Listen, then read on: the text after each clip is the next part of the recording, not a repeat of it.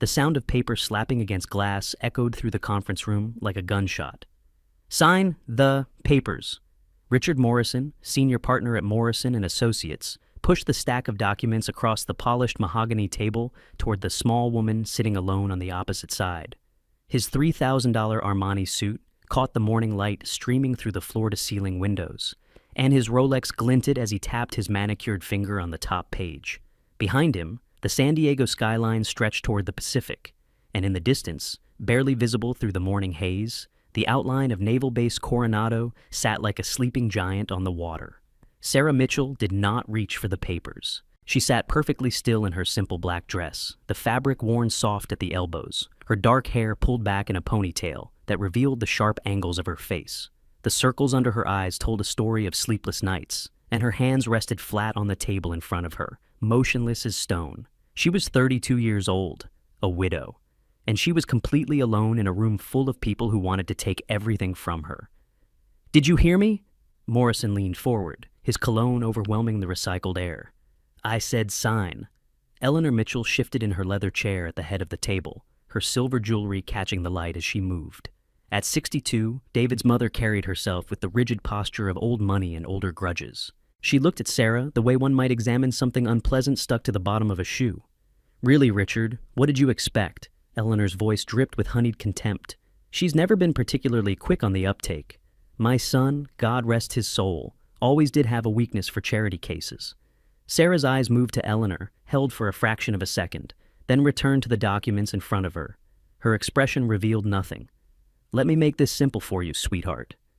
Derek Mitchell rose from his seat and circled the table, his broad shoulders blocking the light as he passed behind Sarah's chair. At 38, David's older brother had the build of a man who spent too much time in the gym and not enough time achieving anything meaningful. The Army Commendation Medal pinned to his jacket caught the light as he moved, a trophy he wore to every family function like a shield against his own mediocrity. This family has a military tradition. Grandfather served in Vietnam, Dad did Desert Storm, David was a SEAL. And you? What exactly do you know about sacrifice? About service? He stopped beside her chair, close enough that she could smell the bourbon on his breath despite the early hour. "You know how to wait tables. You know how to smile pretty. And apparently, you knew how to get my little brother to put a ring on your finger." Derek's lip curled. "But that's where your expertise ends." Sarah's fingers tapped against the table. Once, twice, 3 times. A steady rhythm, like she was counting something only she could hear. Victoria Mitchell, the youngest of the Mitchell siblings at 29, slid a photograph across the table. Her designer nails clicked against the glass surface as she pushed it towards Sarah with theatrical precision. "This is David at his funeral." Victoria's voice was sweet poison. "Notice anything interesting? Every single person in that photo is crying. His teammates, his commanding officers, his friends." She paused, letting the silence stretch. "Everyone except you. You're just standing there like a statue. What kind of wife doesn't cry at her husband's funeral?" Sarah looked at the photograph. In the image, she stood ramrod straight beside the flag-draped casket, her face a mask of absolute stillness while others wept around her. For just a moment, something flickered in her eyes, something cold and calculating, like a marksman measuring the distance to a target. Then it was gone. "I won't sign," Sarah said.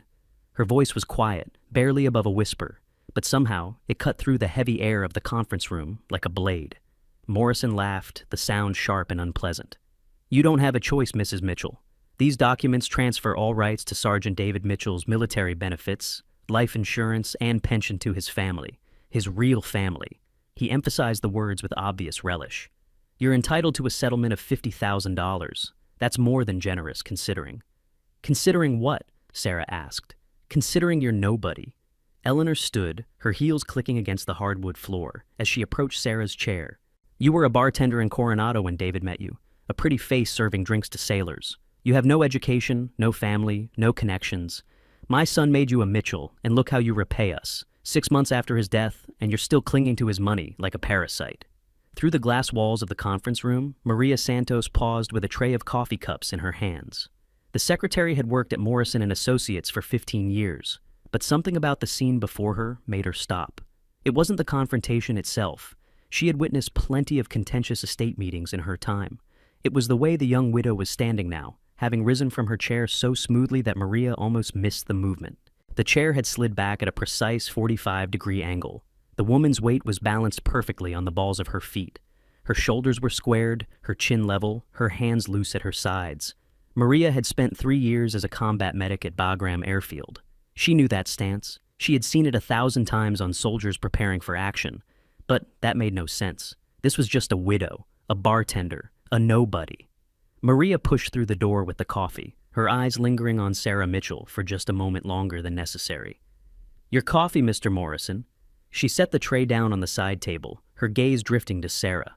"Ma'am, can I get you anything?" "No," Sarah said. "Thank you." 2 words, polite, flat, completely devoid of emotion. Maria nodded and retreated toward the door, but not before noticing how Sarah's eyes had tracked her movement across the room without her head turning even a fraction of an inch. The widow had positioned herself with her back to the corner, with clear sightlines to both exits and the window. Maria had seen that kind of awareness before too, only in veterans, only in people who had learned the hard way that danger could come from any direction. She closed the door behind her and returned to her desk, but the image of Sarah Mitchell's eyes stayed with her, cold, calculating, nothing like the helpless widow Eleanor Mitchell described. Before we continue, if you're enjoying this story and want to see exactly how Sarah turns the tables on everyone who underestimated her, hit that subscribe button and tap the bell icon. We post stories like this every single week, tales of hidden warriors, unexpected heroes, and moments that will leave you speechless. Do not miss what happens next. Now, back to the story. Inside the conference room, the temperature seemed to drop several degrees. "Let me explain something to you," Morrison said, settling back in his chair with the satisfied air of a cat playing with a mouse. "You have 30 minutes to sign these documents. After that, we go to probate court. Do you know what happens in probate court, Mrs. Mitchell?" Sarah remained silent. "I'll tell you what happens. Lawyers. Lots and lots of lawyers. Depositions, discovery, every detail of your sad little life dragged out for public consumption." Morrison steepled his fingers beneath his chin. "The Mitchell family has resources. We have connections. We have time. Do you?" "I'm sure she doesn't even know what probate means," Victoria muttered, just loud enough for everyone to hear. She was examining her manicure with practiced indifference, but her eyes kept darting to Sarah, watching for a reaction that never came. Derek had resumed his circling, and Sarah's stillness as he moved behind her was almost unnatural. Most people would turn, most people would fidget. But Sarah remained motionless, though something in the set of her shoulders suggested she was tracking his movement with perfect precision. "You know what I don't understand?" Derek stopped directly behind her chair, close enough that his breath stirred the loose strands of hair at the nape of her neck. "David told us everything. He called Mom every week. He wrote letters. He shared his life with his family. But he never mentioned you. Not really, just that he'd met a girl, a waitress." The word dripped with contempt. "He never said you were special. He never said you knew anything about his world. So, what were you to him, exactly? A distraction? A warm body to come home to?" Sarah's jaw tightened almost imperceptibly. "Derek," Eleanor said, a warning note in her voice. Not because she disapproved of the attack, but because she wanted to deliver the killing blow herself. "Let me handle this." She approached Sarah's chair and placed her hands on the armrests, leaning in until their faces were inches apart. This close, Sarah could see the expensive dental work, the subtle evidence of cosmetic procedures, the cold calculation in Eleanor's pale blue eyes. "My son was a hero," Eleanor said softly, each word precise as a scalpel. "He gave his life for this country. And you were just the woman who got lucky. You got his name, you got his ring. But you will not get his legacy. The Mitchell family has produced warriors for 3 generations. We will not let his memory be tainted by some gold-digging bartender who happened to catch his eye." Sarah met Eleanor's gaze without flinching. "David told me about you," Sarah said. Her voice was quiet, steady, utterly calm. "All of you. He told me about the letters and the phone calls. He told me what he shared and what he kept private." She paused, and something shifted in her expression, something that made Eleanor take an unconscious step backward. "He told me exactly what you were allowed to know." The words hung in the air like smoke. "What is that supposed to mean?" Derek demanded. Sarah turned her head slightly, acknowledging him for the first time. "It means he kept secrets. Everyone does, even from family." "You're delusional," Victoria snapped. "David shared everything with us. We were his family, his real family." "Then why didn't he tell you about Kandahar?" The question landed like a grenade. Morrison looked up from his phone, suddenly interested. Eleanor's perfectly composed face flickered with confusion. Derek's circling stopped abruptly. "What about Kandahar?" Eleanor asked, her voice sharp. Sarah turned back to face the windows, her reflection ghost-like against the morning light. "Nothing. Forget I mentioned it?" "No." Derek grabbed the back of her chair and spun it around, forcing her to face him. "What about Kandahar? David never mentioned Kandahar. He was stationed in Virginia. He did training missions, domestic operations. He wasn't deployed overseas." Sarah said nothing. "Answer me," Derek growled. Still nothing. Victoria reached for her phone, fingers flying across the screen. "I'm looking it up. Kandahar. K-A-N-D." She trailed off, her face going pale. "That's Afghanistan. That's an active combat zone." Her eyes snapped to Sarah. "David was never in Afghanistan. Mom, tell her. David was never in Afghanistan." Eleanor's silence was answer enough. "This is ridiculous," Morrison interjected, rising from his chair. "Mrs. Mitchell is clearly attempting to manipulate the situation with fabricated claims. I suggest we return to the matter at hand. The documents, the deadline, the $50,000. He checked his watch. "You now have 22 minutes. Sarah's fingers resumed their steady rhythm against the armrest. 1, 2, 3, like a metronome, like a countdown. Outside the conference room, Maria Santos watched through the glass walls as she pretended to organize files. She had been trying to shake the feeling that something was wrong, that everything about this meeting was not as it appeared. The young widow sat surrounded by predators, and yet somehow she was the one who seemed dangerous. Maria's phone buzzed, a text from an unknown number. "Need background on Sarah Mitchell, former waitress Coronado. Married Sergeant David Mitchell, 2019. Anything you can find?" She looked up to see Tom Bradley, the building's head of security, watching her from across the lobby. The retired Marine gave her a subtle nod, his weathered face revealing nothing, but his eyes were fixed on the conference room, with an intensity that made Maria's spine tingle. Tom had been watching Sarah Mitchell since she walked through the front doors an hour ago. Something about the way she moved, the way she scanned the lobby, the way her eyes had lingered on the emergency exits, the security cameras, the positions of every guard. He had seen that kind of awareness before, in Fallujah, in the men and women who came back different from the ones who went over. But this woman was supposed to be a civilian, a widow, a nobody. Tom picked up his phone and dialed a number he had not called in 3 years. Back in the conference room, the atmosphere had shifted. Eleanor's composure had cracked, just slightly, and Derek was pacing like a caged animal. Victoria kept refreshing her phone, searching for information that would prove Sarah wrong, while Morrison shuffled his papers with increasing agitation. "Enough games," Morrison said finally. "Let's focus on facts. The facts are these. Sergeant David Mitchell died 6 months ago. His estate is valued at approximately $2.3 million, including military death benefits, life insurance, and pension. As his legal wife, you are technically entitled to a portion of this estate. The Mitchell family is generously offering you $50,000 to relinquish your claim and allow David's assets to remain with his blood relatives." He pushed a pen toward her. "This is not a negotiation. This is your only option. Sign the papers, take the money, and disappear. Or fight us in court and lose everything, including what little dignity you have left." Sarah picked up the pen. For one breathless moment, everyone in the room leaned forward. Then she set it down again, placing it at a precise perpendicular angle to the document stack. "I'd like to see the original beneficiary forms," she said calmly. "The ones David filed with the Navy." Morrison's eye twitched. "Those are confidential military documents. They're a public record for surviving spouses." Sarah's voice was mild, conversational, as if she were discussing the weather. "DD Form 93, Record of Emergency Data. It designates primary and secondary beneficiaries for all military death benefits." She paused. "I assume you have a copy?" Derek and Victoria exchanged confused looks. Eleanor's face had gone very still. "How do you know that?" Derek demanded. "How do you know military form numbers?" Sarah shrugged. "David mentioned it." "David would never discuss paperwork with you. He hated paperwork. Everyone knows that." "Then I must have read it somewhere." Sarah's expression remained perfectly neutral. "The point is, the form exists. And unless you can produce it showing someone other than me as the primary beneficiary, this meeting is premature." Morrison was already on his phone, hissing instructions to someone on the other end. Eleanor had turned away, her hand pressed to her temple. Victoria was typing furiously, and Derek stood frozen, staring at Sarah like he was seeing her for the first time. "She's bluffing," Victoria said. "She has to be bluffing. There's no way she knows."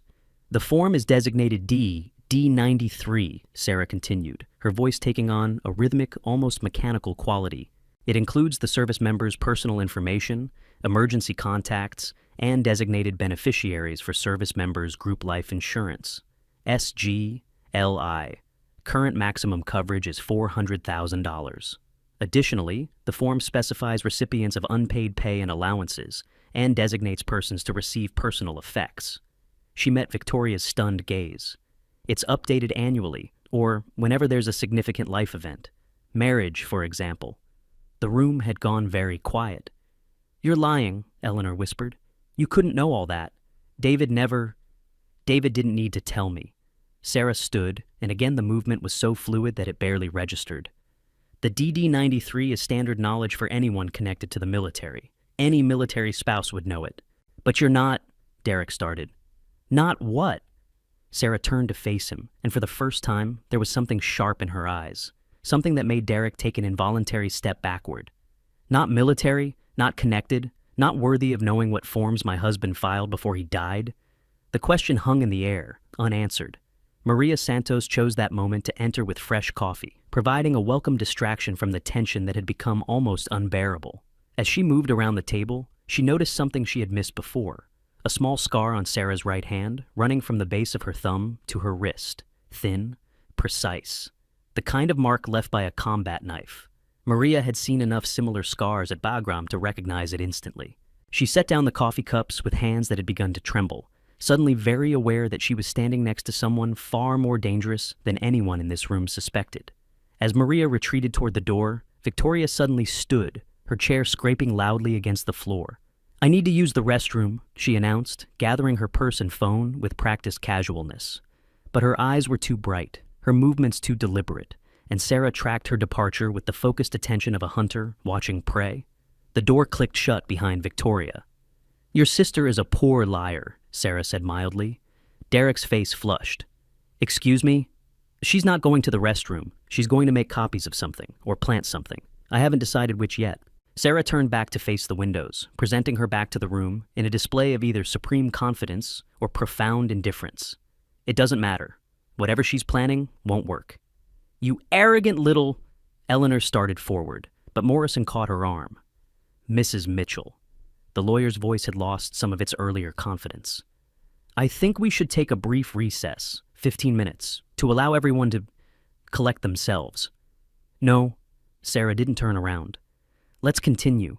I want to hear everything the Mitchell family has to say about me, about David, about our marriage." She paused. "About what you think you know." The challenge in her words was unmistakable. Eleanor Mitchell had not become a society matriarch by backing down from challenges. She straightened her spine, lifted her chin, and approached Sarah's reflection in the window. "Very well," Eleanor said coldly. "Let's discuss what we know. We know you were working at a dive bar in Coronado when David walked in. We know you pursued him relentlessly. We know you manipulated him into a quick marriage before we could intervene. We know you isolated him from his family, convinced him to reduce his communication with us. And we know that in the 3 years of your marriage, you did nothing to support his career, his ambitions, or his legacy." Sarah's reflection showed no reaction. "You were a placeholder," Eleanor continued, each word landing like a slap. "Something pretty to keep him warm at night, a distraction from the serious work of being a warrior." Her voice dropped to a venomous whisper. "My son died a hero, and you're just the woman who was lucky enough to be holding his hand when the end came." For a long moment, Sarah said nothing. Then, so quietly that Eleanor had to lean in to hear. "You're right about one thing." Eleanor blinked. "What?" "I was holding his hand when the end came." Sarah's voice was barely audible, but somehow it filled the room. 13 hours, in a hospital room in Bethesda, watching the monitors, counting his breaths, holding his hand while his brain slowly shut down from the damage he'd carried for 3 years. Eleanor stepped back as if she'd been struck. 3 years, Sarah repeated. "That's how long David lived with traumatic brain injury. That's how long I took care of him. Fed him when he couldn't hold a fork, dressed him when he couldn't remember how buttons worked, held him when the nightmares came." Her reflection met Eleanor's eyes. "Where were you? Where were any of you?" "That's—" Derek's voice cracked. "That's not true. David was fine. He called us. He wrote letters. He was fine. He called because I dialed the number. He wrote because I guided his hand." Sarah finally turned from the window, and her face was a mask of absolute stillness. The man you spoke to in those final years wasn't really David anymore. He was a shell, a shadow, and I spent every moment of every day trying to help him hold on to whatever pieces of himself remained. The silence that followed was suffocating. Maria Santos, who had been listening from just outside the door, felt tears streaming down her face. She had seen TBI patients at Bagram. She knew exactly what Sarah was describing: the slow erosion of personality, the confusion, the rage, the moments of heartbreaking lucidity followed by depths of despair. And she knew something else. Caring for a TBI patient was a full-time job. A brutal, exhausting, thankless job. The woman in that conference room had done it alone for 3 years, without help, without recognition, without complaint. What kind of person had that kind of strength? Inside the conference room, Victoria had returned, her face flushed with triumph. She was holding a piece of paper like a trophy. "Look what I found," she announced, waving it in the air. A prenuptial agreement, signed by David and Sarah Mitchell, dated March 15th, 2019. Morrison snatched the document and scanned it quickly, his face lighting up. "This changes everything. According to this agreement, in the event of divorce or death, Sarah Mitchell waives all claims to the Mitchell family estate and David's military benefits." He smiled broadly. "Congratulations, Mrs. Mitchell. You've just lost." Sarah didn't even look at the paper. "That's a forgery," she said calmly. "Excuse me?" "The signature is close, but not exact. David had a slight tremor in his left hand after the injury. His signatures after 2020 all show a characteristic wobble in the downstroke. That signature is too clean." She paused. "Also, the date is wrong." Victoria's triumphant expression faltered. "March 15th, 2019, Sarah continued. "David and I were married on March 10th. On March 15th, we weren't in San Diego." She turned to face the room, and something in her eyes made everyone take an unconscious step back. "We were in Kandahar province, both of us." The words fell into the silence like stones into still water. "That's impossible," Derek said, but his voice had lost its conviction. "You're a bartender. You couldn't have been in Afghanistan." "And yet, I was." Sarah's voice was flat, emotionless, utterly certain. "We both were. In a place neither of us was supposed to be, doing things that will never appear in any official record." She looked at Victoria, who was clutching the forged document like a lifeline. "Would you like me to tell you exactly where in Kandahar, what sector, what coordinates, because I remember every detail of that day, every single second." Victoria's hand began to shake. Outside the conference room, Tom Bradley ended his phone call and stood very still for a long moment, staring at the small woman behind the glass. The voice on the other end had told him things that made no sense, things that changed everything. He had asked for information on Sarah Mitchell, widow, former bartender. What he got was something else entirely. "Holy Mother of..." he whispered, then cut himself off. He looked at Maria Santos, who was watching him with wide eyes. "We need to make some calls. Right now." Back inside, Morrison had recovered his composure. "Whatever games you're playing, Mrs. Mitchell, they won't work. This agreement may or may not be valid, but the fact remains that you have no power here. The Mitchell family controls the narrative. We control the resources. We control the outcome." He checked his watch again. "You have 7 minutes to sign. After that, we pursue every legal avenue available. We will drag your name through the courts. We will expose every secret you're trying to hide. We will make your life a living nightmare." He leaned forward, his eyes hard. "Is that what you want?" Sarah considered the question for what seemed like a very long time. Then she smiled. It was not a warm smile. It was not a friendly smile. It was the smile of someone who knew something that everyone else in the room had yet to discover. "No," she said quietly. "What I want is much simpler than that." "Then sign the papers and take the money." "That's not what I want either." Sarah picked up the forged prenup, examined it briefly, and set it aside. "What I want is for someone, anyone in this family to prove that they were worthy of David, that they understood him, that they cared about him as a person, not as a symbol." "We loved him," Eleanor protested. "You loved the idea of him, the uniform, the medals, the stories you could tell at cocktail parties." Sarah's voice was quiet but relentless. "But David, the real David, the man who cried during sad movies, the one who fed stray cats, the one who woke up screaming at 3 a.m. because he couldn't forget the faces of people he'd lost." She shook her head. "You didn't know him at all." The silence stretched. "This is absurd," Morrison finally said, though his voice had lost its edge. "We're getting nowhere. Mrs. Mitchell, I'm giving you one final opportunity to... The door to the conference room swung open. Tom Bradley stood in the doorway, his face pale beneath his weathered tan. Behind him, the elevator doors were just closing, and through the lobby windows, Sarah could see 3 black SUVs pulling into the parking lot below. I apologize for the interruption, Tom said, but he wasn't looking at Morrison. He was looking at Sarah. But there's someone here who needs to speak with you. All of you. Morrison rose to his feet, outraged. This is a private meeting. You can't just... With respect, sir. Tom's voice cut through the objection like a blade. You're going to want to hear what's coming next. He stepped aside. And into the conference room walked Admiral James Harrison. We're about to reach the moment everything changes. But first, if this story has you on the edge of your seat, smash that like button right now. Your likes help us create more stories about unsung heroes who refuse to be broken. And if you have not subscribed yet, what are you waiting for?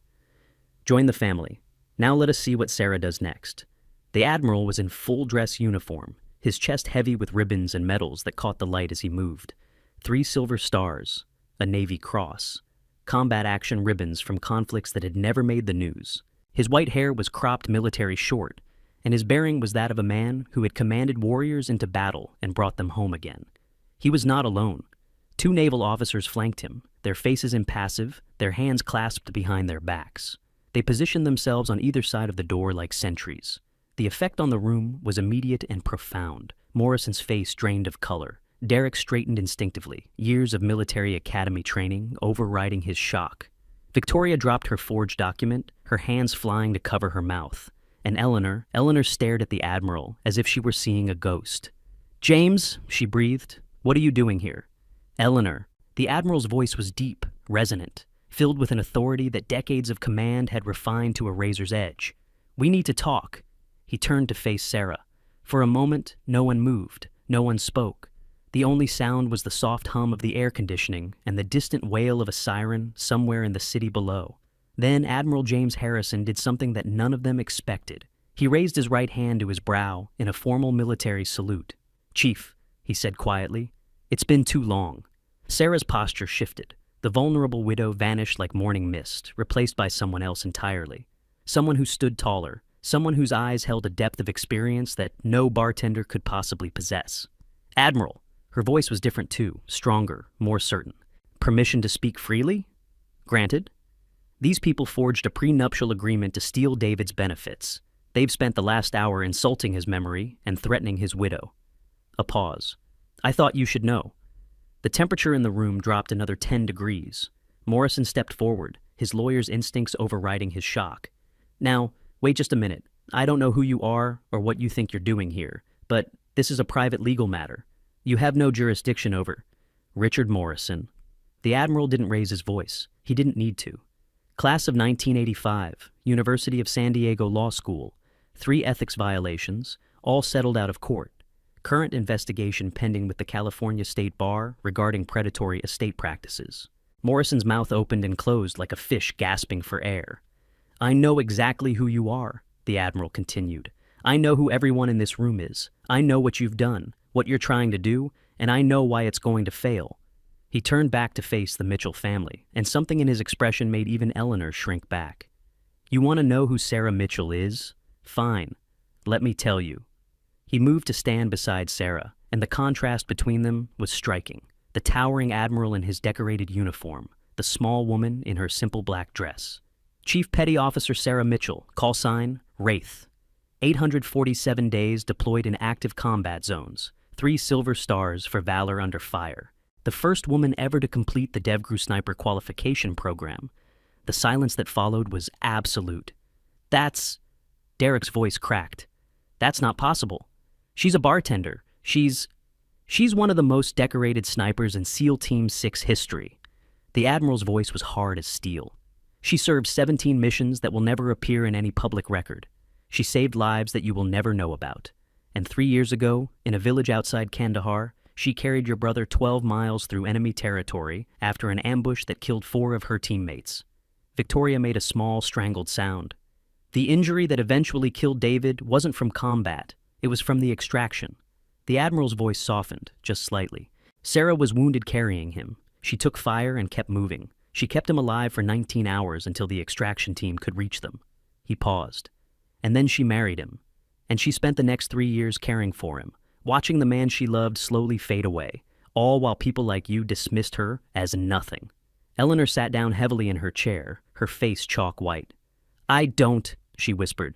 "We didn't know. He never told us. Why didn't he tell us?" Sarah answered, her voice quiet but steady. "Because he asked me not to." She met Eleanor's eyes. "David wanted to be the hero in your eyes.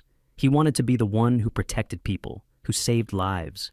He didn't want you to know that I was the one who carried him home. He didn't want you to know that his wife was better at his job than he was." The words were gentle, but they landed like hammer blows. "He loved you," Sarah continued. "All of you, even when you were cruel, even when you ignored me, even when you made it clear that I would never be good enough." Her voice caught just for a moment. "He loved you, and he wanted to protect your image of him, so I let him. I stayed in the shadows. I played the role of the quiet wife, and I never told anyone who I really was." Derek had collapsed into a chair, his head in his hands. Victoria was crying silently, mascara running down her cheeks. Morrison had retreated to the far corner of the room, desperately trying to make himself invisible. And Eleanor was staring at Sarah as if seeing her for the first time.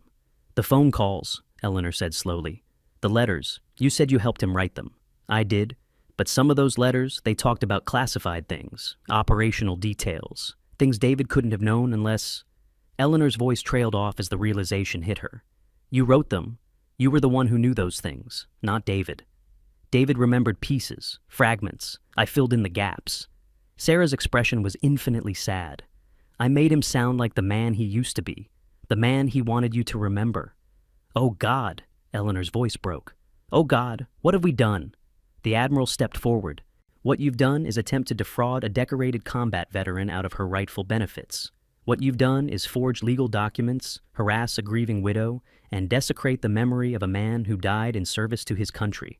His voice hardened. "But what happens next is up to Sarah." Every eye in the room turned to her. Sarah looked at Eleanor, at Derek, at Victoria. She looked at the forged prenup lying on the table. She looked at Morrison cowering in the corner. And she looked at the Admiral, who waited patiently for her decision. "I didn't come here for revenge," she said finally. "I came here to find out if there was anything worth saving. Any piece of this family that deserved David's love." Silence. "I watched your son die, Eleanor. I held his hand while his heart stopped beating. And in his final moment of clarity, do you know what he said?" Sarah's voice was barely a whisper. "He said, 'Tell them I love them. Tell them I'm sorry I couldn't be everything they wanted.'" Eleanor's face crumpled. "He died thinking he had disappointed you. He died thinking he wasn't good enough." Sarah's voice hardened. "And you came here today to steal from his widow, to call her names, to take away the last thing he gave her." She shook her head. "David deserved better, from all of you." Derek stood abruptly, his military instincts finally overriding his pride. He faced Sarah and, with visible effort, raised his hand in a salute. "Chief!" His voice was rough with emotion. "I apologize for everything. I had no right." He couldn't finish. Sarah returned the salute with parade ground precision. "At ease, Derek." He lowered his hand, tears streaming down his face. Victoria approached next, her designer makeup ruined, her expensive dress wrinkled from where she'd been clutching herself in shock. "I forged that document," she confessed. "I found David's old signature on a birthday card and I copied it. I thought if we could just prove you were..." She couldn't finish. "I'm so sorry. I'm so sorry." She reached for the forged prenup, tore it in half, then quarters, then eighths, letting the pieces flutter to the ground like confetti. "It's worthless anyway," Victoria said brokenly, "just like everything I've done today." Eleanor remained seated, her hands trembling in her lap. When she finally spoke, her voice was barely audible. "I spent 30 years being proud of my son. 30 years telling everyone about his service, his sacrifice, his dedication." She looked up at Sarah with eyes red from unshed tears. "And I never once asked him if he was happy. I never asked about you. I never tried to understand what his life was really like." She rose slowly from her chair, moving towards Sarah with the careful steps of someone approaching a sacred space. "You carried him home," Eleanor whispered. "You literally carried my son home. And I called you a gold digger. I called you a parasite. I said..." Her voice broke. "Oh, what I said to you."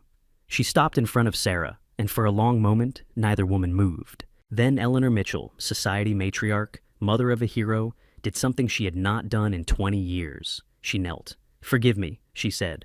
"Please, I know I don't deserve it. I know nothing I say can undo what I've done. But please, please forgive me." Sarah looked down at the woman who had tormented her for the past hour. The woman who had called her worthless, unworthy, insignificant. The woman who had tried to steal her husband's legacy. And she reached down and took Eleanor's hands. "Get up," Sarah said quietly. "David wouldn't want you on your knees." Eleanor stood, her legs unsteady, her face wet with tears. "He loved you," Sarah repeated. "No matter what, he loved you. And I will not dishonor his memory by carrying hatred in my heart." She paused. "But this family needs to change, starting now." The Admiral stepped forward. "Sarah has agreed to establish a foundation in David's name, support for veterans with traumatic brain injuries and their families." He looked at the assembled Mitchells. "I would suggest that this family find a way to contribute meaningfully to that foundation, as a start." Morrison finally found his voice. "I'll handle all the legal work pro bono, every document, every filing, everything the foundation needs." He swallowed hard. "And I'll resign from this firm. I've been doing this kind of work for too long. It's time to remember why I became a lawyer in the first place." No one objected. Tom Bradley appeared in the doorway again, his expression grave. "Ma'am, there's one more thing. Something that came through while you were talking." He held up his phone. "It's about David's last mission, the one he was investigating before he died." Sarah's expression shifted almost imperceptibly. "What about it?" "We found the file, hidden in his personal effects at the base." Tom hesitated. "There's a photograph and a note. I think you need to see it." The Admiral nodded. "Let's step out into the hallway. This may be sensitive." Sarah followed him through the door, leaving behind a conference room full of broken people slowly beginning to reassemble themselves. Maria Santos handed tissues to Victoria. Derek helped his mother to a chair. Even Morrison had emerged from his corner, his arrogance replaced by something that might eventually become humility. In the hallway, the Admiral reached into his briefcase and produced a black envelope. Sarah recognized the classification markings immediately. Eyes only. Compartmentalized. The kind of document that officially didn't exist. "David was asking questions before he died," the Admiral said quietly. "Questions about an operation in Kabul, 2018. Something happened there, something that wasn't in any official report." Sarah took the envelope. Inside was a photograph, faded and worn, showing 4 figures standing in front of a demolished building. Sarah recognized herself immediately, younger, harder, with the 1,000-yard stare of someone who had seen too much. Beside her stood David, before the injury, before the slow decline. Between them was a woman whose face had been deliberately obscured, and clinging to the woman's hand was a child. A girl, maybe 7 or 8 years old, with dark hair and large, frightened eyes. On the back of the photograph, in David's careful handwriting, "Kabul 2018, find her." "Do you know who she is?" the Admiral asked. "The woman? The child?" Sarah stared at the photograph for a long time. The woman was an asset, a local interpreter who helped us navigate the tribal politics. She had information about a weapons network that was smuggling arms to terrorist cells across the region. Sarah's voice was distant, remembering. Her name was Farida, and the girl... She trailed off. "The girl is her daughter. We were supposed to extract them both, get them to safety before the network realized they had been compromised." Sarah closed her eyes. "But something went wrong. There was an ambush. We got separated. By the time we fought our way back, Farida and the child were gone." "Gone?" "Vanished. We searched for 3 weeks. Nothing. Command eventually declared them lost and recalled us to base." Sarah opened her eyes, and they were hard as granite. "I never believed she was dead. Neither did David. He kept searching, even after we came home, even after his injury. He was convinced they were still out there." The Admiral nodded slowly. "Then, you need to see this." He handed her his phone. On the screen was a message sent to a secure naval intelligence server just 3 hours ago. The sender was anonymous. The content was brief. "If you want to find Farida and the girl, come to the following coordinates. Come alone. Tell no one. Or they die." Below the message was a set of GPS coordinates, somewhere in the mountains of eastern Afghanistan. "It came through David's old secure account," the Admiral said. "Someone has been monitoring it, waiting for someone to reactivate it. Someone who knew David was investigating. Someone who wanted to make contact." Sarah's jaw tightened. "This could be a trap." "Almost certainly. The coordinates are in Taliban territory." "Yes. Going there alone would be suicide. For most people." The Admiral's eyes met hers. But you're not most people. You're Wraith. Sarah looked back at the conference room, where Eleanor Mitchell was embracing her children, where the first fragile steps toward healing were being taken. She thought of David, of his obsession with finding Farida and the girl, of the way he had clung to that mission even as his mind crumbled. And she thought of the small, frightened girl in the photograph, who would be 12 or 13 now, if she was still alive. "I need time to think," she said finally. "Of course." The Admiral took back his phone. "But Sarah, whatever you decide, you won't be alone. There are people who owe you their lives, people who would follow you into fire without a second thought." He paused. "If you call, they will come." Sarah nodded slowly. "I know." She turned to walk back to the conference room, but the Admiral's voice stopped her. "One more thing." She turned. "David's last words, the ones you told Eleanor about. Tell them I love them. Tell them I'm sorry." The Admiral's voice was soft. "Those weren't his last words, were they?" Sarah was silent for a long moment. "No," she admitted.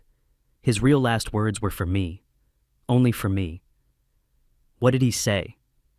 Sarah's eyes went distant, looking at something far beyond the walls of the office building. "He said, 'Find her, Sarah. Find the girl. She's the key to everything.'" The Admiral nodded slowly. "Then you know what you have to do." "Yes." Sarah's voice was firm, resolved, the voice of Wraith, not Sarah. "I know exactly what I have to do." Her phone buzzed. An unknown number. She answered without hesitation. "Yes?" A young woman's voice, trembling, terrified, speaking rapid English with an Afghan accent. "Are you Wraith? Please, you have to be Wraith. My father said if anything happened to him, I should find Wraith. He said you would help. He said you were the only one who could save us." Sarah's grip tightened on the phone. "Where are you?" "I'm in the United States. They brought me here 3 months ago. But they found us. They found my mother. They..." The voice broke into sobs. "Please, please help us. You're our only hope." Sarah looked back at the conference room one final time. At the Mitchells, finally beginning to understand what they had lost. At Maria Santos and Tom Bradley, who had recognized something in her that even she had tried to hide. Then she turned toward the window, toward the distant shape of Coronado Base gleaming in the morning light. "Tell me where you are," Sarah said, her voice steady as stone. "I'm coming to get you." The voice on the other end gave an address. Local. Less than 20 minutes away. Sarah ended the call and turned to face the Admiral. "I need a team," she said. "Something small, unofficial, people I can trust." The Admiral was already reaching for his phone. "I'll make the calls." "And Admiral..." Sarah paused at the elevator doors. "Thank you for coming today, for everything." "Don't thank me yet." The Admiral's face was grim. "If this is what I think it is, the hard part is just beginning." The elevator doors opened and Sarah stepped inside. As they closed, she caught one last glimpse of the conference room, where the Mitchell family was beginning the long, painful process of rebuilding everything they had broken. But Sarah's mind was already elsewhere, on a little girl in a photograph, on a voice trembling with fear, on a mission that David had never been able to complete. The elevator descended and Wraith rose. The black SUV cut through the San Diego morning traffic with surgical precision. Sarah sat in the passenger seat, her simple black dress now covered by a tactical jacket that Tom Bradley had produced from the trunk of his personal vehicle. In the back seat, the Admiral was on his third phone call, speaking in rapid, clipped sentences that revealed nothing to anyone who might be listening. Maria Santos had insisted on coming. "I was a combat medic," she had said, her jaw set with determination. "If there are injuries, you'll need me." No one had argued. Tom Bradley drove with the focused intensity of a man who had spent 20 years navigating hostile territory. His Marine training had never fully left him. And now, behind the wheel of this civilian vehicle, he moved with the same purpose he had once brought to convoys in Fallujah.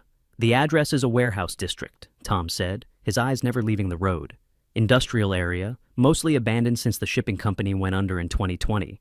Perfect place to hide someone you don't want found." Sarah checked the sidearm the Admiral had handed her before they left. Standard Navy issue. Familiar weight. Familiar balance.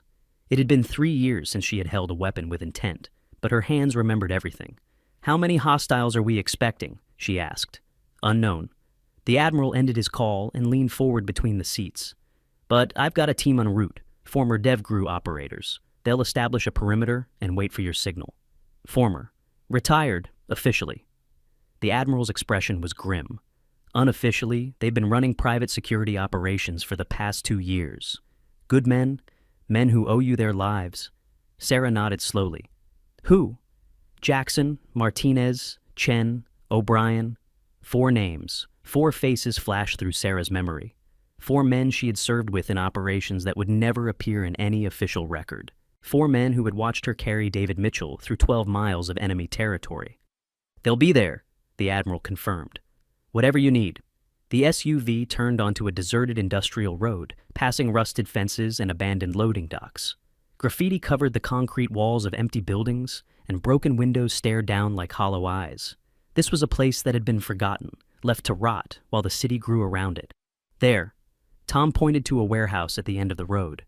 Unlike its neighbors, this building showed signs of recent activity, fresh tire tracks in the mud, a padlock that gleamed in the morning light, curtains drawn across the few intact windows. Stop here, Sarah said. 200 meters out. We go the rest on foot. The SUV rolled to a silent stop behind a rusted shipping container. Everyone moved with practiced efficiency, checking weapons, adjusting gear, communicating through hand signals rather than words. Sarah's phone buzzed. A text from an unknown number. Come alone. Back entrance. 3 minutes. She showed the message to the Admiral. It's a trap, he said flatly. Probably. Sarah was already moving toward the warehouse. But that girl is in there, and I'm not leaving her behind. Sarah? She turned, and for just a moment, the mask of Wraith slipped, revealing the woman beneath. The widow, the caregiver, the person who had spent 3 years watching the man she loved fade away. David died trying to find her. He spent his last coherent months obsessing over that photograph, over the mission we couldn't complete. Her voice was quiet but fierce. If she's still alive, I'm bringing her home, no matter what. The Admiral held her gaze for a long moment. Then he nodded. Jackson and Martinez are approaching from the north. Chen and O'Brien are covering the south. We'll have eyes on every exit. He handed her a small earpiece. You won't be alone in there. Sarah fitted the device into her ear and heard the familiar crackle of tactical communications. Wraith, this is Jackson. We're in position. Say the word and we breach. Hold position, Sarah responded. I'm going in first. If you hear shots, that's your green light. Copy that. Be careful in there, Chief. We just got you back. Sarah allowed herself a small smile. Then she moved. She crossed the 200 meters to the warehouse in under 90 seconds, using every piece of cover the abandoned industrial park provided. Rusted vehicles, collapsed fencing, shadows that pooled between buildings like dark water. Her body remembered this work, even if her conscious mind had tried to forget. The way to move without sound. The way to breathe without disturbing the air. The way to become invisible in plain sight. The back entrance was a heavy steel door, scarred by years of neglect, but recently oiled. The hinges wouldn't squeak. Someone had prepared this space for exactly this kind of meeting. Sarah pressed her back against the wall beside the door and listened. Voices, at least 3 distinct speakers, male, speaking in Pashto, the language of eastern Afghanistan, and beneath their conversation, the soft sound of crying, a woman's voice muffled, as if gagged or restrained. Sarah's jaw tightened. She pulled out her phone and typed a quick message to the Admiral. 3 hostiles minimum, at least 1 hostage, possibly 2. Going in. The response came immediately. Understood, we're with you. Sarah took a deep breath. Then she opened the door. The interior of the warehouse was a study in contrasts. The main floor was exactly what you'd expect from an abandoned industrial space, rusted equipment, scattered debris, the smell of mold and decay. But in the center of the room, someone had constructed a crude living space. Blankets on the floor, a camping stove, bottles of water, and chairs. 3 chairs. 2 were occupied. The first held a woman in her late 30s, her face bruised and swollen, her hands bound behind her back. Despite the violence done to her, Sarah recognized her immediately. Farida. Older now, the years had carved lines of hardship into her features, but the same fierce intelligence burned in her dark eyes.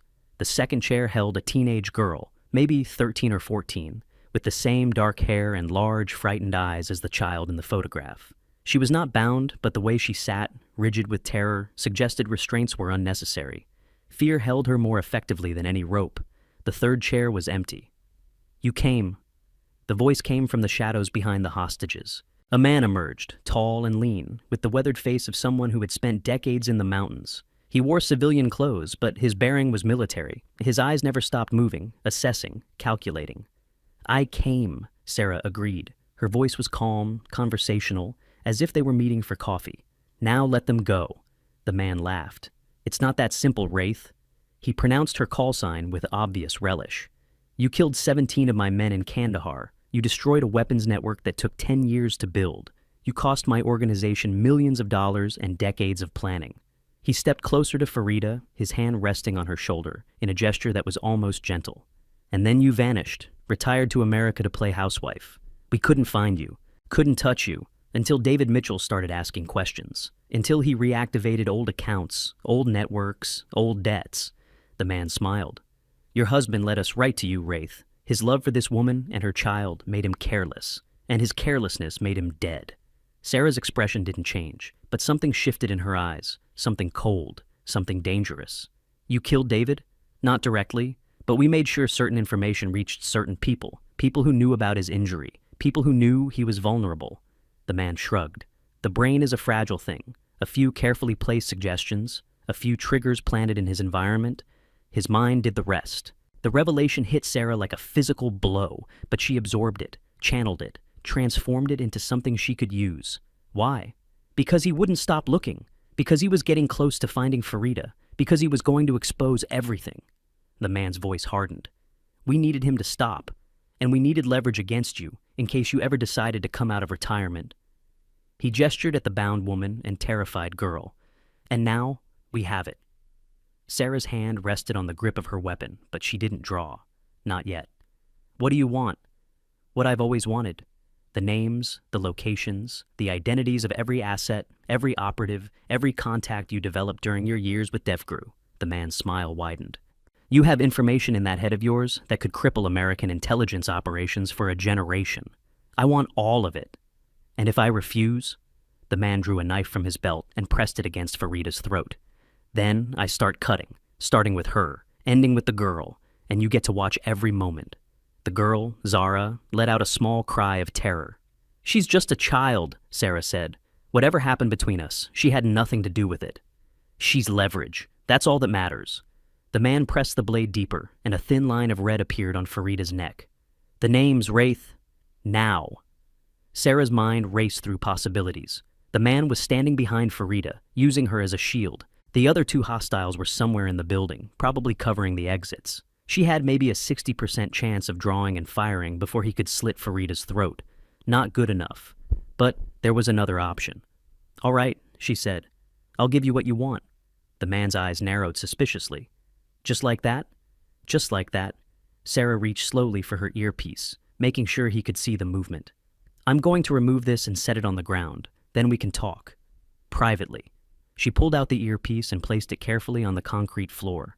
Then she took 3 steps to the left, positioning herself between the man and the far exit. The names you want? They're not in my head. They're in a secure database, encrypted. I can access it remotely, but I need a computer, something connected to the internet. The man considered this for a long moment. There's a laptop in the office, upstairs. He jerked his chin toward a metal staircase in the corner of the warehouse. We'll go together. The woman and the girl stay here with my men. No. Sarah's voice was flat. They come with us, all of us, or there's no deal. You're not in a position to make demands. Neither are you. Sarah met his eyes without flinching. You need what's in my head. You can't torture it out of me because the database requires biometric authentication. If I die, the information dies with me. So we do this my way, or we don't do it at all. The standoff stretched for an agonizing moment. Then the man smiled. I always heard you were clever. He removed the knife from Farida's throat and stepped back. Fine, everyone moves together. But know this, if you try anything, the girl dies first. Understood? Understood. The man barked orders in Pashto, and 2 more figures emerged from the shadows. They were younger, harder, with the cold eyes of men who had grown up knowing nothing but violence. One of them roughly pulled Farida to her feet, while the other grabbed Zara's arm. Upstairs, the man commanded. Slowly. They moved as a group toward the metal staircase, Sarah leading the way. As she climbed, she let her eyes adjust to the changing light levels, cataloging every detail of the space. The office was at the top of the stairs, a small room with windows overlooking the warehouse floor. Perfect sightlines. Perfect ambush position. She smiled internally. In here. The man pushed open the office door and gestured for Sarah to enter first. The room was exactly as she'd expected. A battered desk, a laptop, older model but functional. Dusty windows with a clear view of the entire warehouse below. and, most importantly, a single entrance. "The computer," Sarah said, approaching the desk. "I'll need a few minutes to establish a secure connection." "You have 2 minutes." Sarah sat down at the laptop and began typing, her fingers moving across the keyboard with practiced efficiency. To the casual observer, she appeared to be accessing some kind of encrypted database, entering complex passwords and navigating through layers of security protocols. In reality, she was sending a message, a simple text, routed through 3 different servers to mask its origin, arriving on the Admiral's phone less than 30 seconds after she hit send. "Upstairs office. 4 hostiles including leader. Hostages secured but mobile. Breach on my signal. Signal will be lights." The Admiral's response came as a single character. K. Sarah continued her pretend work on the computer, buying time, letting the tension in the room ratchet up another notch. The 2 younger men had positioned themselves by the door, their weapons drawn. Farida and Zara were huddled together near the wall, the mother's arms wrapped protectively around her daughter. And the leader stood directly behind Sarah's chair, close enough that she could feel his breath on the back of her neck. "1 minute," he warned. "Almost there." Sarah's fingers flew across the keyboard. "The encryption is more complex than I remembered. Cold War-era protocols. It takes time." "You're stalling." "I'm working." She didn't look up. "You want results, or do you want speed? You can't have both." The man's hand closed on her shoulder, his grip painfully tight. 30 seconds. Sarah's finger hovered over the enter key. "The information you want is about to appear on this screen. Names, locations, active operations. Everything I know about American intelligence networks in the Middle East and Central Asia." She paused, letting the anticipation build. "Are you ready?" The man leaned forward, his eyes fixed on the laptop screen. "Show me." Sarah pressed the key. The screen went black, and every light in the warehouse went out simultaneously. In the sudden darkness, Sarah moved. Her hand shot up, catching the man's wrist and twisting with brutal efficiency. She heard bones crack, heard his scream of pain, felt him stagger backward as she ripped free from his grip. By the time his weapon hit the floor, she already had her own sidearm drawn and aimed at his chest. "Down!" she shouted, and Farida dropped instantly, pulling Zara beneath her, shielding the girl with her own body. The 2 guards fired blindly into the darkness, their muzzle flashes providing brief, strobing illumination. But they were panicked, disoriented, shooting at shadows. Sarah was neither. She moved through the chaos like water, each motion precise, economical, deadly. 2 shots, 2 impacts, 2 bodies hitting the floor. The leader was scrambling for his fallen weapon when Sarah's boot caught him in the ribs, sending him sprawling. She was on him before he could recover, her knee on his chest, her weapon pressed against his forehead. "Who sent you?" Her voice was ice. "You'll never know." He was laughing despite the pain. "Kill me if you want. There are others, hundreds of others. This network is bigger than you can imagine, bigger than your government, bigger than—" "Sarah?" The Admiral's voice came from somewhere below. Flashlight beams cut through the darkness, the sound of multiple footsteps on the metal stairs. "We're clear up here," Sarah called back. 4 hostiles down, hostages secure."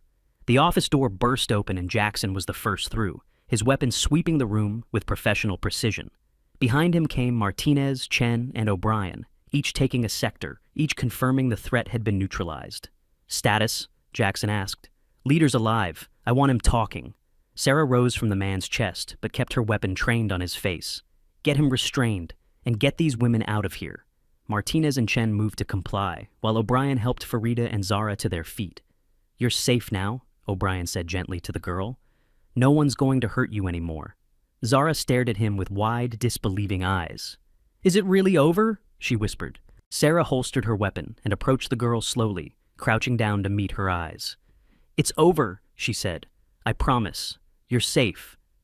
Zara's composure finally broke. She lunged forward, throwing her arms around Sarah's neck, sobbing into her shoulder with the desperate relief of someone who had given up hope and found it again. Sarah held her, this child she had never met but had been searching for across years and continents, this girl that David had sacrificed everything to find. "Thank you," Farida said, her voice hoarse from the gag they had finally removed. "Thank you for coming, for not giving up. I made a promise." Sarah met her eyes over Zara's shaking form. "A long time ago. I don't break promises." The Admiral appeared in the doorway, surveying the scene with practiced efficiency. "Local law enforcement is 10 minutes out. We need to sanitize this location before they arrive." His eyes fell on the restrained leader, who was now secured with zip ties and bleeding from his broken wrist. Is he cooperative? Not yet. Sarah released Zara and rose to her feet. But he will be. She crossed to where the man lay, looking down at him with an expression that made even the hardened DevCrew operators shift uncomfortably. You said you killed my husband. Her voice was quiet, terrifyingly quiet. You said you manipulated his mind, used his injury against him, drove him to an early grave. Is that true? The man spat at her feet. He was weak, broken. He would have died anyway. Sarah crouched beside him. Maybe. She picked up his fallen knife and examined it in the dim light filtering through the dusty windows. But you made it worse. You made him suffer more than he had to. You took away time we could have had together.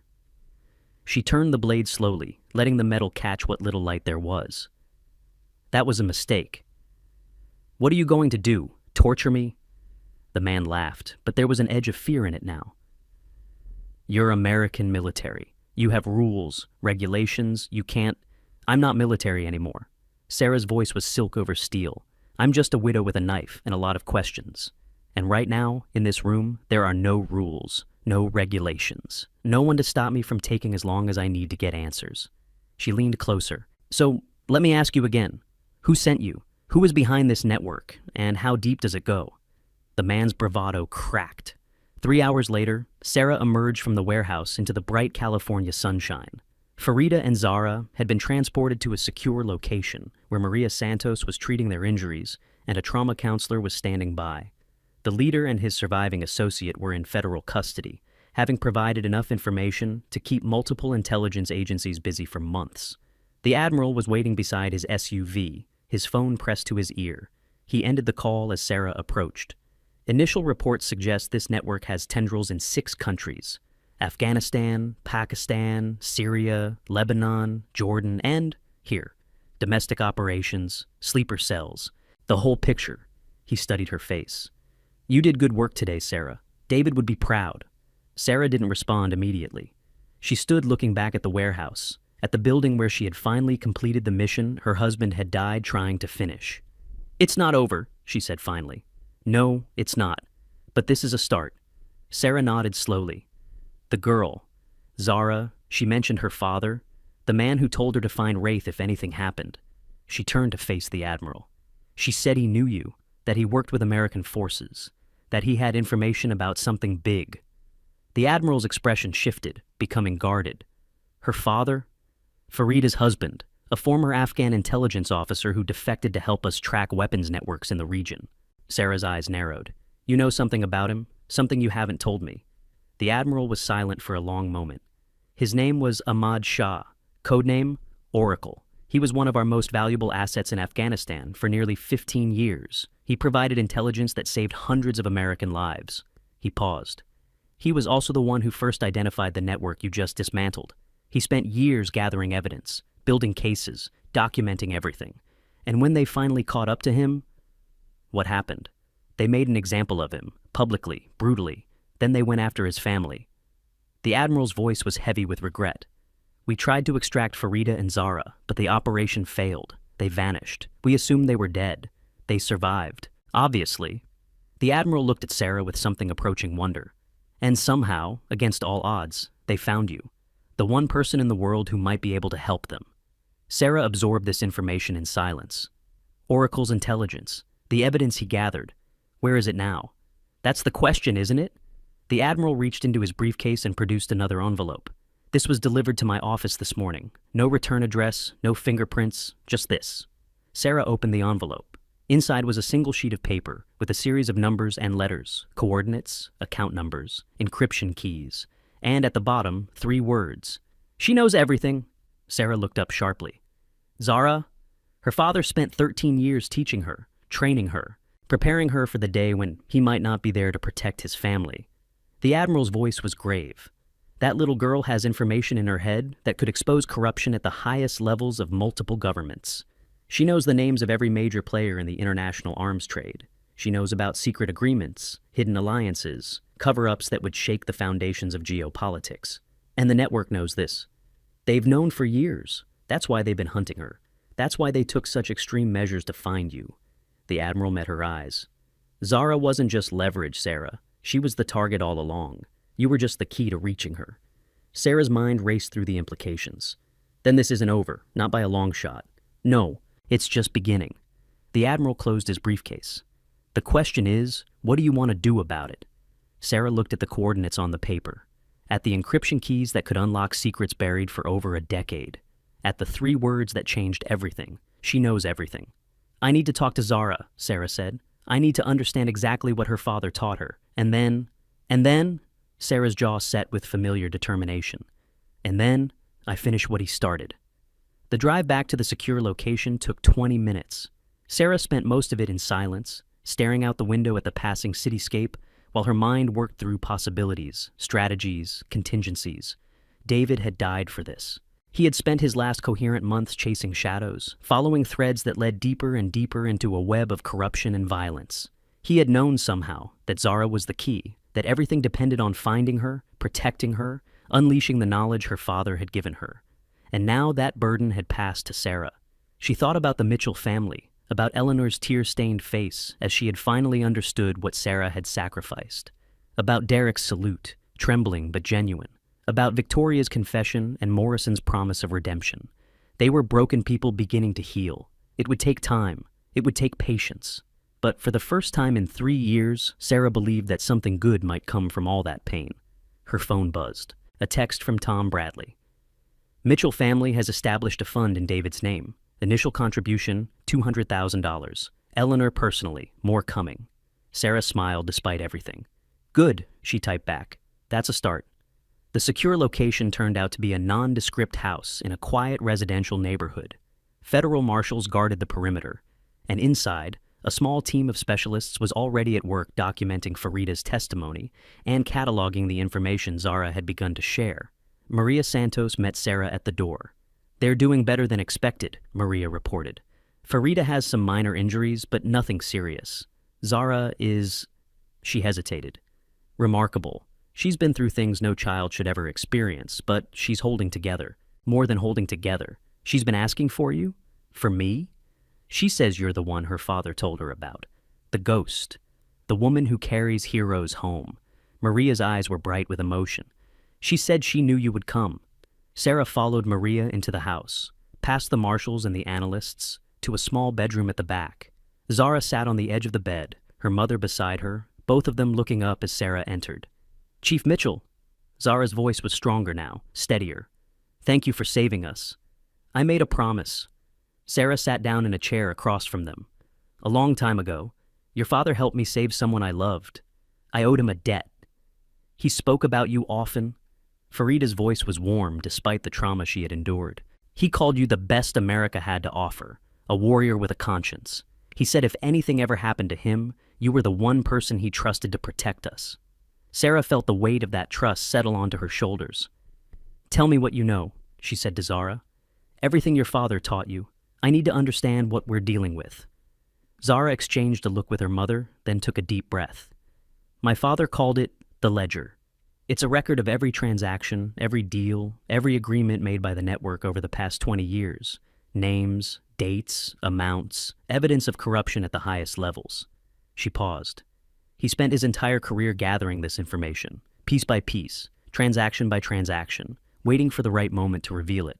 Why didn't he go public sooner? Because the network reaches everywhere, into governments, into intelligence agencies, into the media. Zara's young face was grave beyond her years.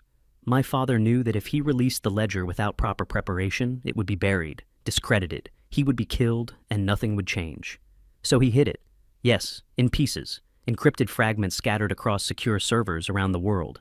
No single piece is useful alone. But together, Zara tapped her temple. I'm the key. I know how to access each fragment, how to assemble them, how to decrypt the final document. Sarah leaned forward. And the network knows this? They suspected. That's why they kept hunting us. That's why they couldn't just kill us outright. Zara's voice hardened. They needed me alive. They needed to extract the information.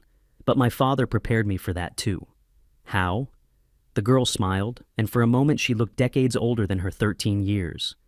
He taught me to resist. He taught me to hide the truth inside lies. He taught me to wait for the right moment, for the right person.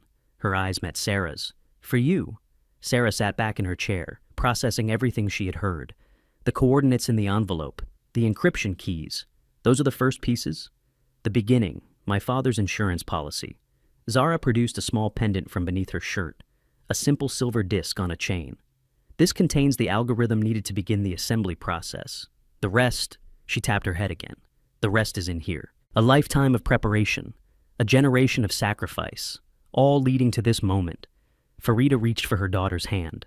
Ahmad knew he wouldn't live to see this through. He accepted that years ago, but he believed, with all his heart, that the truth would eventually come out, that someone would be brave enough to carry his work to completion. She looked at Sarah. "He believed in you." Sarah stood and walked to the window. Outside, the afternoon sun was beginning to fade toward evening. The sky was painted in shades of orange and pink, beautiful and peaceful, utterly at odds with the weight of what she had just learned. A network spanning continents, corruption reaching the highest levels of power, a ledger that could expose it all, and a 13-year-old girl who held the key to everything. "I need to make some calls," Sarah said finally. "The people I trust, the people who can help make sure this information reaches the right hands."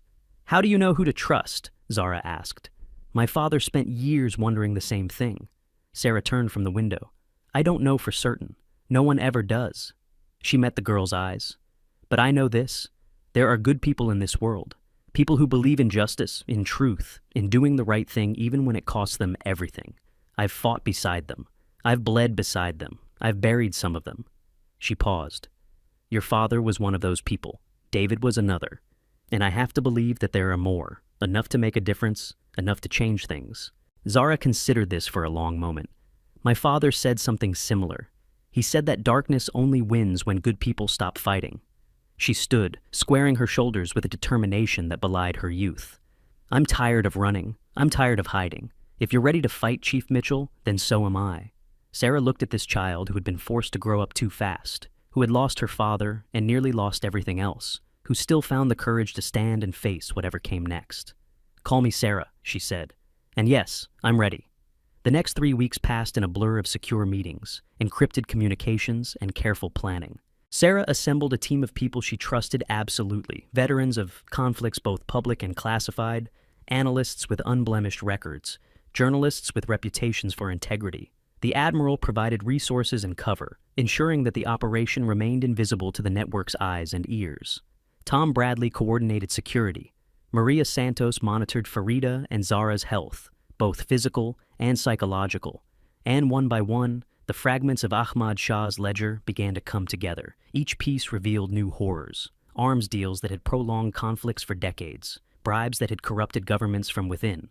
Assassinations disguised as accidents. Information sold to the highest bidder, regardless of the cost in human lives. The picture that emerged was staggering in its scope and devastating in its implications. But it was also undeniable. Ahmad Shah had been meticulous. Every transaction was documented. Every name was verified through multiple sources. Every claim was supported by evidence that would hold up in any court, any investigation, any tribunal. By the end of the 3rd week, they were ready. The release was coordinated across multiple platforms simultaneously. Major newspapers in 12 countries. Television networks on 4 continents. Secure uploads to servers that could not be compromised or taken down. Within hours, the ledger was everywhere. The aftermath was seismic. Government officials resigned in disgrace. Corporate executives were arrested. Intelligence agencies launched internal investigations. Congressional hearings were convened. United Nations tribunals were scheduled. The network that had operated in shadows for 2 decades suddenly found itself exposed to the harsh light of public scrutiny. And at the center of it all, protected by layers of security and surrounded by people who would give their lives to keep her safe, Zara watched her father's legacy finally come to fruition. "He would be proud," Sarah said, standing beside the girl as they watched the news coverage unfold. "So proud." Zara wiped tears from her eyes. "I wish he could see this. He can." Sarah put her arm around the girl's shoulders. "Wherever he is, whatever comes after this life, he knows, he sees, and he's proud." 3 months later, Sarah stood at David's grave on a crisp autumn morning. The headstone was simple, unadorned, exactly as he would have wanted. Sergeant David Mitchell, beloved son, devoted husband, American hero. She had added the last part herself, not because he needed the validation, but because she wanted the world to know. I finished it, she said quietly to the granite marker. Everything you started, everything you sacrificed for. It's done. A breeze rustled through the trees of the military cemetery, carrying the scent of fallen leaves and the distant sound of a flag snapping in the wind. Zara is safe. Farida is rebuilding her life. The network is broken, really broken this time. Your family... Sarah smiled. Your family is actually trying. Eleanor established a foundation in your name. Derek went back to school, studying to become a counselor for veterans with TBI. Victoria volunteers at the VA hospital 3 times a week. Even Morrison turned into a halfway decent human being. She knelt beside the grave, placing her hand flat against the cold stone. I miss you, every day, every hour. That will never change. Her voice caught. But I'm okay. I'm going to be okay. And I think you knew that. I think that's why you could let go. Because you knew I was strong enough to carry on without you. What an incredible journey. If this story moved you, drop a comment below telling us your favorite moment. Was it the reveal? The Admiral's salute? Eleanor's face? We read every single comment. And if you want more stories like this, subscribe and hit that bell, because next week's story might be even more explosive. Thank you for watching.